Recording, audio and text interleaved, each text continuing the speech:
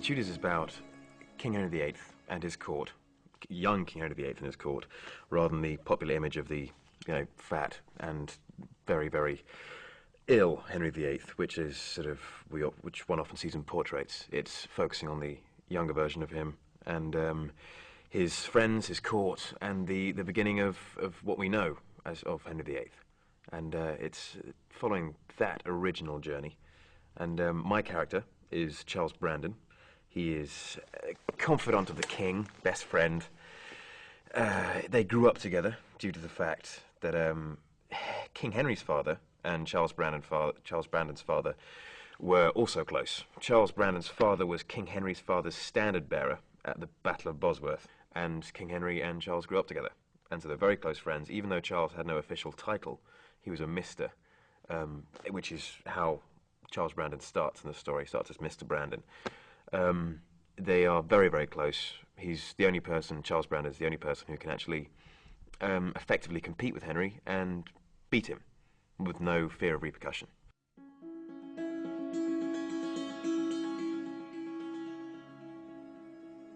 I mean, he really can't keep his dick in his pants. He just, excuse me.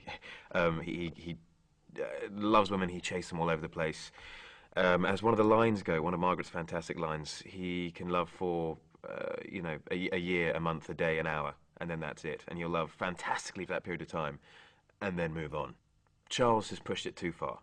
Normally, he had pretty much free reign wherever he went in court. He could say whatever he wanted to whoever he wanted. And because he's King Henry's best mate, no one can touch him.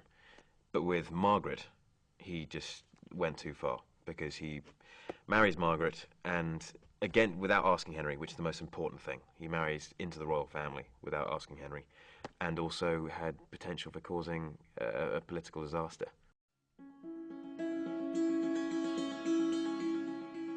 Young, vibrant, athletic, fit. I mean, he really was this man of incredible power, and what the image of what a king would be.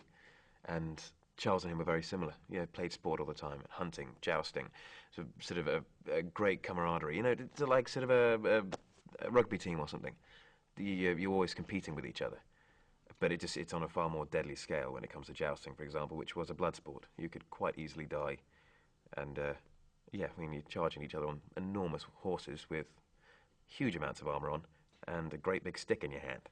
You've got to be careful, because you really don't want to knock the king off, because you're threatening the royal line. You're basically making a personal attack on the king, so everyone deliberately lost to him.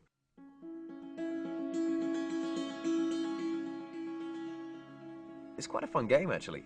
When the tutor came over to train us, it was really interesting. It's like a cross between squash and tennis, and it's a fantastic sport. You're playing off the walls and everything, and the whole point is, instead of playing tennis where you're supposed to get it past someone, the whole point is to play it so it bounces on the ground, then off the back wall, and then as close as possible to the back wall, because that's a point, and then you have to. They can only get a point if they beat that mark close to the wall or something. It's quite complicated to begin with, but a very fun sport. It's not about power at all. It's about control and spin, lots and lots of backspin on every shot.